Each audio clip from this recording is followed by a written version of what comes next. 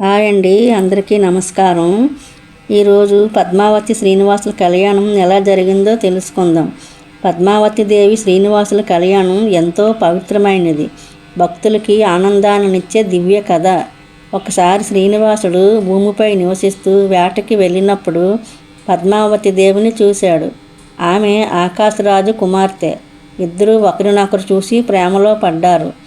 తర్వాత శ్రీనివాసుడు తన తల్లి వంటి వకులాదేవి ద్వారా పద్మావతి తల్లిదండ్రులకి వివాహం గురించి చెప్పాడు. ఆకాశరాజు ఈ విషయాన్ని తెలుసుకొని ఆనందపడి గొప్పగా పెళ్లి జరగాలని నిర్ణయించాడు. అయితే వివాహం కోసం చాలా ధనం అవసరం కావడంతో శ్రీనివాసుడు కుబేరుడి దగ్గర అప్పు తీసుకున్నాడు. అలా దేవతల సమక్షంలో వేద మంత్రాలతో ఎంతో వైభవంగా పద్మావతి శ్రీనివాసుల కళ్యాణం జరిగింది.